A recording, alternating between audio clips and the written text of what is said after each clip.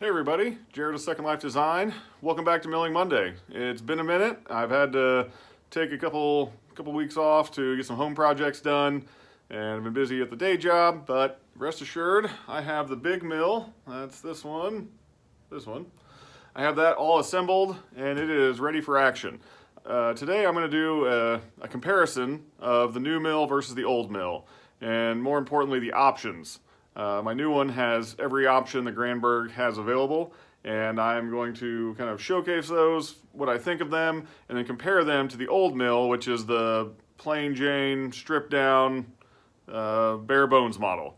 I think either one is equally effective. It's just a matter of how much you want to use it and how much easier you want to make it for yourself. So I want to showcase those, talk about them, and yeah, let's take a look at the new mill. Okay, here's the two bars side by side. I will get a better angle of all the options as I'm going along, but I want to answer the basics right off the bat so you know what I'm working with. The one on the right, the old mill, is a 661 steel power head mated to a 56-inch Forester bar.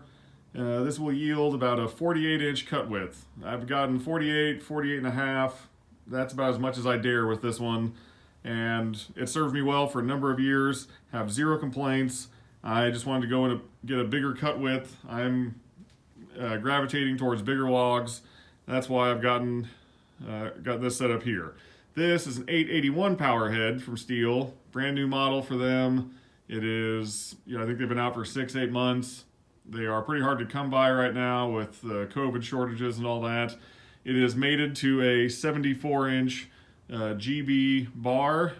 It is a beast. It is really thick.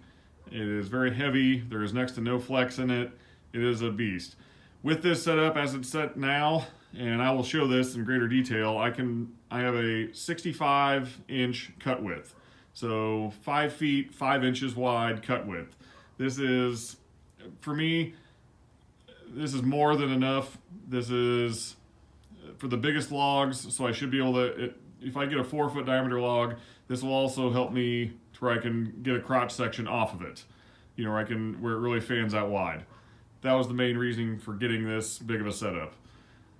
It's a beast. It makes this other one, the little guy over here makes it look like a toy. So yeah, it's a beast. Let's get a better shot of the options. Okay. We're going to go handheld for this, so I apologize for the shaky camera, but I need to kind of get over both of them, and this is about the only way I can do it, so it is what it is. On the new mill, first option, the quick release clamp. These are fantastic. This allows for really quick height adjustments. When I'm milling, I like to just get into it, make my top cut, get that through, make my other cut, start making slabs as quick as I can. And any way I can do to speed that up and just make it where it's one-handed, where I don't need a block under here or, hold my hand under here, so it's the right height while I'm working a wrench to tighten the other nut. This is just a cam lock that gets a super tight fit. I've done another video on these, but these are incredibly durable feeling handles. They are a plastic coating, but if you break one of these, you're doing something wrong. I don't know what these are made of, but they are stout. I would not worry about these in the slightest. The old mill has the traditional U-bolt. It works fine. It's a little bit slower. It's fine. If you want to have a stripped down version, and that's the theme is going to be carried along with the old mill, is entry level, a builder option, kind of as you can afford things, you can add them, and that's the intention with this. Second option, the roller wheels. This is an upgrade you can make where you are just replacing this bottom bar. I've had really good luck with these. Anything that these are helping me with is reducing the friction of the log as it slides along this rail. So having these two bearinged wheels right here, it just makes things smoother. It's just less resistance. When I'm pulling that thing through with the winch, it rolls easier, and I'm just getting a smoother cut, and just makes the whole process that much simpler. Standard option would be just two curved rails like this. I've seen other mills that don't even have the curved rails. One of my first mill was a mom and pop operation, and it did not have anything. It was a square tube, and this always got hung up on bark, different little limbs, anything sticking out. Having these curved rails does make a big improvement. I do like the roller wheels, but if you have to wait to get them, you will get by with this. The roller wheels are just going to make it that much simpler. Okay, about the only thing that these two mills have in common is the winch. This is one Alaskan winch, that is the other. They are the same. I'm not even really considering this an option. I am that much of a believer in having the winch that you should just buy it. If you're buying a mill, buy the winch. It doesn't matter how big of something you're doing. It's just going to make for a smoother cut. It's going to take the effort out of it. It's going to be a safer operation because you're not having to push as much. You're not going to torque anything. It's just going to be a smoother cut, better for all parties involved. That's all I can say. If you're buying a mill, plan for buying a winch. That's it. Taking a step back, you'll notice I have one crossbar here, one there, and another one here. The crossbars, so if you've done milling before, imagine you've made your first cut, you're getting ready to cut your first slab, and everyone knows that the first foot or so before you get both of the long rails on, that's kind of the nervous time when you're only riding on this front edge. You're trying to keep everything straight and get a good level cut, the first one in. Having these crossbars, having more of them, gives me a straight edge to reference. So after I've made my first cut, the mill can ride on both of these. It's not relying on just on one. I've had cases where I only had one crossbar, like on the older mill, I only had one crossbar in here, had this big wide opening, and it allowed the mill to fall back. The back bar would fall back and not give me a straight first cut at the very beginning. I hope that's making sense, but this allows me to get established into the cut more evenly. So I'm happy that Granberg sells these as an extra piece. You can buy these just separately, where you get this crossbar. You can add that. I have a third one that I may kind of space this one down and then this one down and add another one here should I need it. If I were getting into a big crotch section or something where it was, there was kind of spaces and gaps between the limbs on what I'm cutting, that would come in really handy. So I'm glad I have a third one should I need it. Kind of getting to the end of this one, there's nothing on the end of this one because there is no options. There's nothing else here. On this one, I am running an auxiliary oiler. The new mill, new bar, it requires an auxiliary oiler. So this is a little tank, has a small valve there. It sits in the end of this post. Valve goes on, drops oil down the hose into this.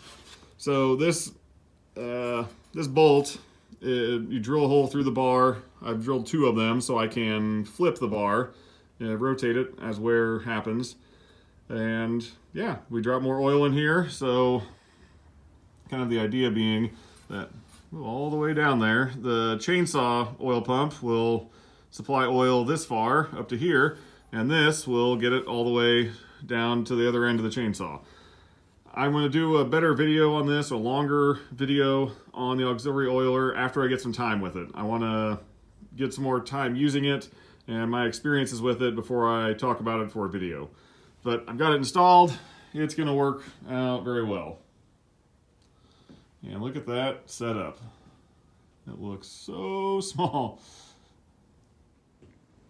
All right, so that's a quick and dirty rundown of the new mill, all the options it has in comparison to the old mill. It would be very easy to say that you should just go all out and get all the options right off the bat, and just go whole hog and have everything just be ready to go. When I first started out, I did not. I had a different mill, non-Granberg, and had to fight all the problems that the options alleviate. That's not to say I wasn't making slabs and having fun and, doing what it intended. I was just fighting it a lot more. I don't want everyone to think that you have to have all the options, all the upgrades right off the bat. I think they make your life easier, but you can get by without them. I know for a fact with this older mill, with the no frills and just having the winch on it, that it will be, you can buy one of these and you'll be making slabs and you'll be doing the thing, as they say, without fault. You know, it's not required to have all those things.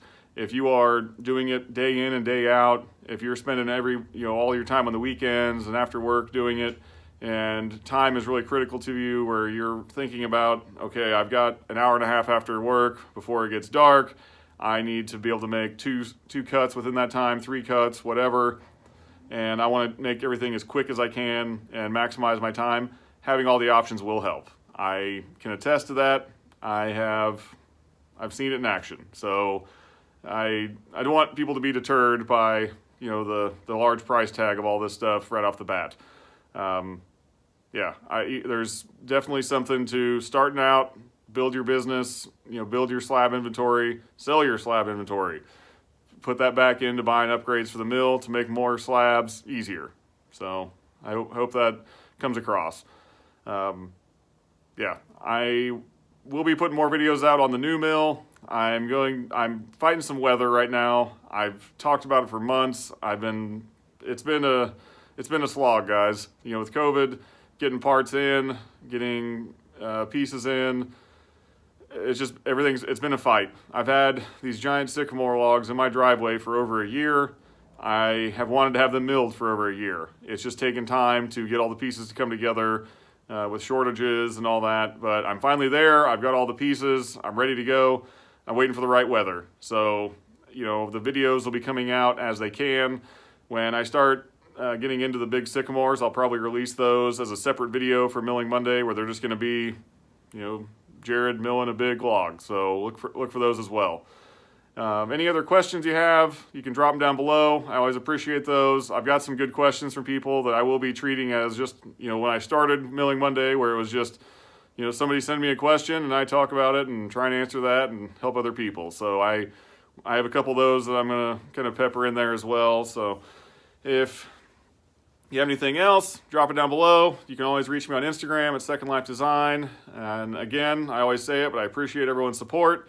I appreciate all the new subscribers. If you're just new to the channel, please hit the subscribe button. Really appreciate it. And we'll see you next time. Thanks.